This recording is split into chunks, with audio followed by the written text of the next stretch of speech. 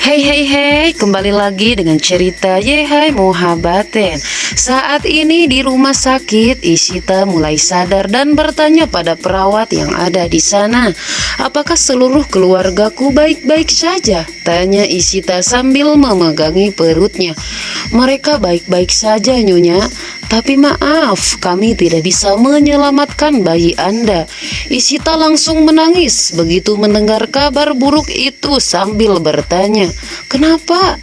Ishita kemudian berteriak, "Tidak!" Ishita segera berlari keluar dari kamarnya dan mengatakan pada semua orang yang berada di luar sana apa yang perawat tadi katakan padanya. Bagaimana bisa anakku tidak selamat? Ishita lalu berlari ke arah Raman yang juga ada di luar kamarnya dan menatap ke arahnya dengan perasaan sedih. Seluruh keluarga berusaha menghentikan Ishita. Perawat tadi juga berada di sana dan berkata, "Aku tadi sudah mengatakan padanya tentang bayinya dan dia langsung shock seperti ini." Ishita menyela ucapan perawat dan bertanya kepada Raman, "Raman, bagaimana bisa mereka tidak bisa menyelamatkan bayiku? Aku butuh sebuah jawaban," ujar Ishita sambil melirik ke arah Ruhi yang sedang menangis. Ishita pun langsung memeluknya dan bertanya, "Apakah kamu terluka, sayang?" Dilihatnya Adi juga ada di sana. "Apakah kalian baik-baik saja?" Ishita kemudian memeluk kedua anaknya itu yang hanya terdiam dan menangis. Ishita pun jadi ikut menangis. Ibu Ishi sangat bahagia karena anak-anak Ibu Ishi baik-baik saja. Bagaimana bisa perawat itu mengatakan kalau kalian tidak dalam keadaan baik? Ishita, perawat itu mengatakan tentang bayi kita yang belum lahir. Tiba-tiba Ishita tertegun mendengar ucapan Raman. Ishita kemudian menangis sambil berkata, "Itu bukan masalah besar. Tidak apa-apa. Tidak usah bersedih. Maafkan aku, bayinya tidak bisa selamat.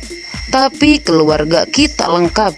Kita punya Ruhi dan Adi. Apalagi yang kita inginkan?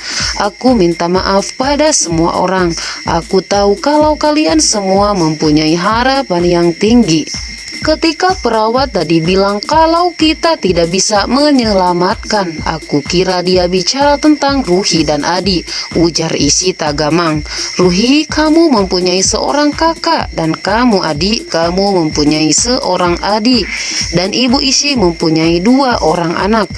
Keluarga kita lengkap," ujar Ishita sambil kembali memeluk kedua anaknya ini sambil tersenyum yang dipaksakan. Semua orang hanya terdiam menatap ke arah mereka.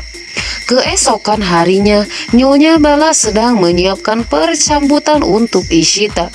Nyonya Bala pun meminta Syarika dan Romi untuk tidak membahas soal si bayi di depan Ishita. Akhirnya Ishita pun pulang ke rumah dan memeluk ibu mertuanya. Mereka semua tersenyum melihat kedatangan Ishita. Kemudian Ishita pergi ke kamarnya dan memasukkan pakaian yang sudah disetrika di dalam lemari.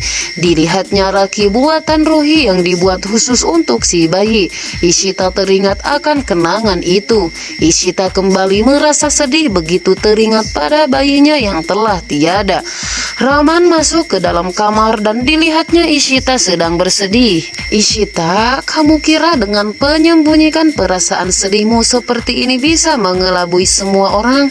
Kamu ada bersamaku. Bagaimana jika kamu tidak bisa mempunyai anak kandungku sendiri?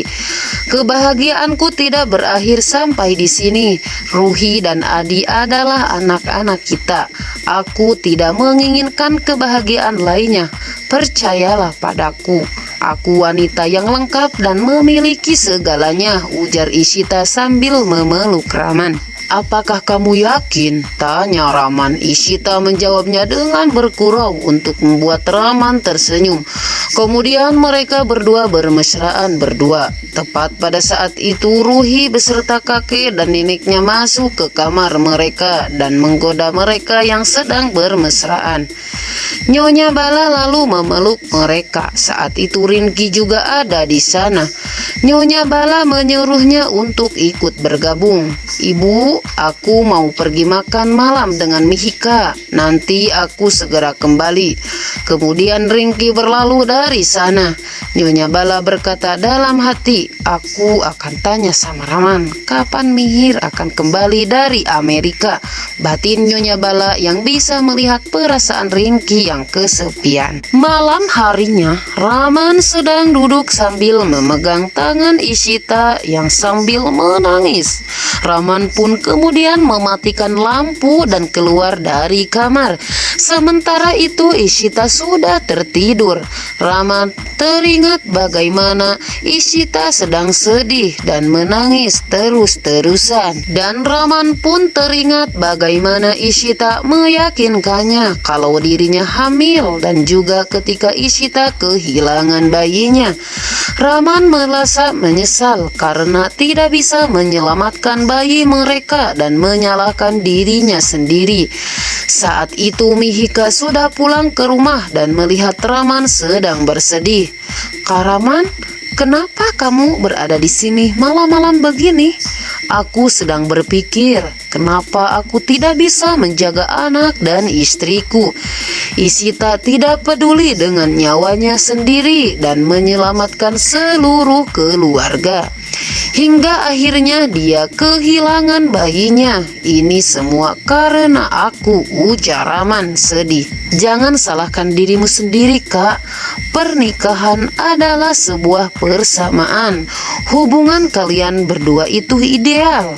Kak Ishita hanya menjalankan tugasnya untuk menjaga keluarganya, hibur Mihika. Saat itu Ishita juga keluar dan melihat Raman sedang menyalahkan dirinya sendiri dengan mengakhiri harapan Ishita. Ishita pun menangis melihatnya. Lalu Raman dan Ishita saling menguatkan satu sama lain.